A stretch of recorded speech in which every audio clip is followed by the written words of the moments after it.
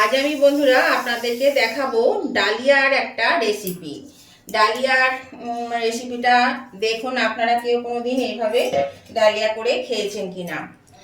তো সেই জন্য এখানে আমি আমার পরিমাণ মতন ডালিয়া নিয়ে নিয়েছি। আজকে ডালিয়া খাবো, আজকে জয় মঙ্গলবার, একটু ডালিয়া খাবো, সেই জন্য এই ডালিয়াটা নিয়ে নিয়েছি। তো আমরা সবাই খাবো, বাড়ির সবাই খাবো, আলাদা আবার ভাত টাত কিছু করবো না। তো ডালিয়াটাকে আমি একটু এখানে শুকনো খোলায় একটু ড্রাই রোস্ট করে নিচ্ছি। এটা যদি ড্রাই রোস্ট করে নেওয়া যায় তাহলে কিন্তু বেশ ভালো লাগে খেতে। সেই জন্য একটু আমি যখনই ডালিয়াটা রান্না করি বেশিরভাগ সময় কিন্তু আমি একটু ড্রাই রোস্ট করে নিই। তো আমি সুমনা চলে এসেছি আমার রেসিপি ঝুড়ি থেকে একটা রেসিপি নিয়ে। আশা করি আপনারা সকলে ভালো আছেন, সুস্থ আছেন। আমার পরিবারে আমার সকল বন্ধুদেরকে স্বাগত জানিয়ে আজকে রেসিপি আমি শুরু করছি। আমরা কিন্তু ডালিয়া দিয়ে অনেক কিছুই খেয়ে থাকি, ডালিয়ার খিচুড়ি, ডালিয়ার উপমা, তারপরে ডালিয়া দিয়ে স্ন্যাক্স জাতীয় কিছু আমরা বানিয়ে থাকি। তো আজকে আমি ডালিয়ার খিচুড়িও খাবো না। আমার তো এবছরে প্রচুর, মাসে প্রায় 4 দিন 5 দিন করে ডালিয়া খেতে হচ্ছে। তো ডালিয়ার খিচুড়ি খেলে সবারই একটু বদহজম হয়ে যাচ্ছে, গ্যাস অম্বল হয়ে যাচ্ছে, যার জন্যে সব খেতে চাইছে না, কিন্তু উপায় নেই, খেতে হবে আমাদেরকে এখন। তো সেই জন্য সেদিনকে আমার মায়েমার সঙ্গে গল্প করতে করতে মায়েমা বললেন যে ডালিয়াটা তাহলে এরকম করে খাও, তাহলে দেখো খেতে কিন্তু ভালো লাগবে, আমি কিন্তু খাই। তো সেই জন্য আমি আজকে সেটাই আপনাদের সঙ্গে শেয়ার করছি। আমার মায়েমা যদি আপনি দেখে থাকেন তাহলে দেখবেন রান্নাটা ঠিক হয়েছে কিনা। আমি ওইভাবে বেশ কয়েকদিন খেলাম, খাওয়ার পরে কিন্তু আজকে আমি আপনাদের সঙ্গে শেয়ার করছি। আজকে কিন্তু ফার্স্ট টাইম আমি করছি না, এর আগে আমি 3-4 দিন খাওয়া হয়ে গেছে। আর 2-3 রকম রান্নাটা আজকে যেভাবে দেখাবো সেভাবেও করেছি, আবার একদম সিম্পলভাবেও করেছি। তো আজকেও আমি সেই সিম্পলভাবেই করে দেখাবো আপনাদেরকে। তো এটা খেতে কিন্তু ভীষণই ভালো লাগে, জানেন। আপনারা লাঞ্চেও খেতে পারেন, ডিনারে খেতে পারেন, আবার টিফিন বক্সে দিয়ে দিতে পারেন অফিসের, আবার বাচ্চাদের টিফিনেও দিতে পারেন, বা বাড়িতেও টিফিন হিসাবে আপনারা খেতে পারেন। তো চলুন আমি এটাকে আগে একটু ফ্রাই করে নিই। দেখুন হয়ে গেছে, হালকা ফ্রাই হয়ে গেছে, এটা ভেজে নেব। ভাজা হয়ে গেছে, আমি এটা নামিয়ে নিচ্ছি। এখানে দেখুন ওই 1-1.5 মুঠো মতন মুগ ডাল আমি নিয়েছি। এই ডালটা একটু হালকা ভেজে নেব। অনেকের কাছেই শুনেছি যে মুগ ডাল যদি ভেজে খাওয়া হয় তাহলে গ্যাস অম্বল হয় না, আবার অনেকে বলে যে না, ভেজে খেলে গ্যাস অম্বল হয়, কাঁচা খেলে গ্যাস অম্বল হয় না। এবার কোনটা ঠিক কোনটা বেঠিক আমিও ঠিক জানি না। হ্যাঁ, তবে আমি কখনো ভেজে রান্না করি, কখনো না ভেজেও রান্না করি। আগে যেমন ডাল করতাম ভেজে করতাম, তো এখন না ভেজে ডাল করি। তবে আমার ভেজে বলুন আর না ভেজে বলুন, আমার কোনোটাতে প্রবলেম হয় না, আসলে যার যেটা শ্যুট করে আর কি। তো আমার খুব একটা অসুবিধে হয় না। তো এখানে আমি অল্প করেই ডাল নিচ্ছি, এখানে বেশি লাগবে না, অল্প ডাল নিলেই হবে। ডালটাকেও আমি একটু ওই জন্য নেড়ে নিলাম। তো এখানে ডালটা নেড়ে নিলেই আমার মনে হয় রান্নাটা একটু ভালো লাগবে খেতে। আর আমি যেভাবে ডালিয়াটা করব, অনেকেই আছেন যারা ডালিয়া পছন্দ করেন না, অথচ অনেক সময় খেতেও হয়, তো তারা কিন্তু একবার এইভাবে খেয়ে দেখবেন, মনে হবে, আমার মনে হয় যে এটা কিন্তু আপনাদের ভালো লাগবে খেতে। অনেকেই ডালিয়া কিন্তু পছন্দ করেন না, ভালো লাগে না বলেন, কিন্তু একবার এইভাবে করে খাবেন, দেখবেন ভালো লাগে। প্রথমে শুনে হয়তো বা দেখে মনে হবে আবার কিরকম বাজে একটা কেমন লাগছে, কিন্তু দেখুন আমি বানাচ্ছি, আপনাদের দেখাচ্ছি, আপনাদের সঙ্গে শেয়ার করছি, আপনারা দেখতে থাকুন, তাহলে কিন্তু আপনাদেরও ভালো লাগবে। দেখুন এটা ভাজা হয়ে গেছে, আমি গ্যাসটা অফ করে নিলাম, এটা আমি নামিয়ে নিচ্ছি। আমি আমার বিখ্যাত হাঁড়ি নিয়ে চলে এসেছি বন্ধুরা। এর মধ্যে দেখুন খুব সামান্য তেল দিয়েছি, বেশি না। এখানে আমি এইরকম ভাবে আলু কেটে নিয়েছি, এই যে এইরকম সাইজ করে এই আলু আমি দিয়ে দিচ্ছি এর মধ্যে। আলু দিয়ে দিলাম। এখানে আমি একটু তেল দিয়েছি ঠিকই, আপনারা চাইলে তেল নাও দিতে পারেন, তেল ছাড়াও কিন্তু এই রান্নাটা করা যাবে। আমি অল্প করে তেল দিয়েছি, একটু সবজিগুলো ভেজে নেব। এখানে আমি আমার পছন্দ মতো সবজি নিয়েছি, সবজিগুলো সব দিয়ে দিলাম।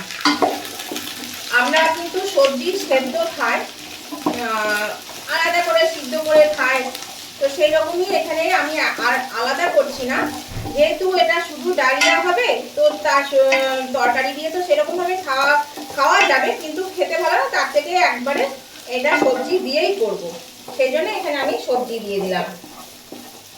এখানে আলু, ক্যাপসিকাম, বিনস, তারপরে পটল, আর এই যে কাঁচকলা নিয়েছি, কাঁচকলাকে এরকম করে কেটে নিয়েছি, আর নিয়েছি কুমড়ো। দেখুন সব কত সবজি, আপনারাও আপনাদের পছন্দ মতো সবজি দিয়ে দেবেন, তাহলে সবজিটাও কিন্তু খাওয়া হবে, আবার কি হবে, খেতেও টেস্টি হবে। আমি যেটা রান্না করছি সেটা। আর যদি মনে করেন যে না সবজি দেবো না, তাহলে শুধু আলু দিয়েও কিন্তু করতে পারি, সেটাও কিন্তু খেতে খারাপ লাগবে না। আমি খুব বেশি এটা ভাজবই না, দেখুন কতটুকু ভাজি। এই যে একটু নাড়াচাড়া করে নিলাম বন্ধুরা তেলের সঙ্গে, এইটুকুতেই হয়ে যাবে। এরকম বন্ধুরা আমি মিনিট 3 মতন একটু নাড়াচাড়া করে নিলাম। এই যে একটু কাঁচা গন্ধ থাকে সবজি, এই কাঁচা গন্ধটা কিন্তু একটু হালকা হয়ে যাবে সেই জন্য। তো এবার আমি এর মধ্যে দেখুন ডালটা যে ভেজেছিলাম সেটা আমি ভালো করে ধুয়ে নিয়েছি, দিয়ে দিলাম এই ডালটা এর মধ্যে। ডালটা দিয়ে একটু নাড়াচাড়া করে নেব।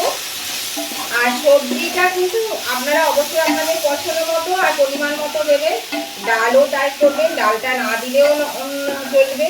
যদি মনে করেন যে ডাল দেবো না, তাহলে ডালও দেবেন না, ডাল ছাড়াও হবে। সবজি যদি মনে করেন যে দেবো না, শুধু একটু আলু দিয়ে খাবো, তাহলেও হবে। তবে সবজি দিলে এমনি খেতে ভালো লাগবে। এবার আমি ডালিয়াটাও দিয়ে দিলাম এর মধ্যে। ডালিয়াটাও ভালো করে ধুয়ে নিয়েছি, ডালিয়াটাও আমি দিয়ে দিচ্ছি। দেখুন ডালিয়াটা দিয়েও আমি এবার একটু নাড়াচাড়া করে দেবো, এই মিনিট 2 মতন একটু নাড়বো। এই যে তেল আছে, ভালো করে তেলের সঙ্গে মিশে যাক। ডালিয়াটা কিন্তু এতটাই ন্যাসপেসে হয় যে সেই জন্য তেলে নাড়লেও দেখবেন খুব একটা ঝরঝরে হয় না। আর এই জিনিসটাও কিন্তু ঝরঝরে হবে না, যে ভাত করলে যে ভাতের জলটা মাঠটা গালা হয় তাতেও যে ঝরঝরে হবে সেটা কিন্তু হবে না। এটা কিন্তু একটু ন্যাসপেসে টাইপের হবে। আবার আপনারা জলের পরিমাণ বেশিও দিতে পারেন, আবার এমনভাবে দেবেন যাতে খুব বেশি ন্যাসপেসেও না হয়, আবার একদম শুকনোও না হয়। খেতে কিন্তু ভালো লাগে, আমার তো ভীষণই ভালো লাগে। আপনারা একবার হলেও দেখবেন, দেখে নিজেরা ট্রাই করে বলবেন, আমাকে কমেন্ট করে জানাবেন যে সত্যি এটা কতটা ভালো লাগলো। এটা কিন্তু ভীষণ হেলদি, খেতেও খুব ভালো লাগে, আমার তো ভালো লাগে।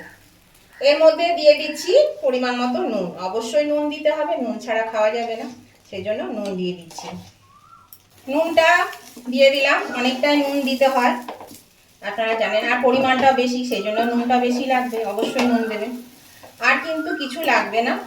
এবার আমি দিয়ে দিচ্ছি এর মধ্যে জল, এতে কিন্তু আরেকটু জল দেব বন্ধুরা।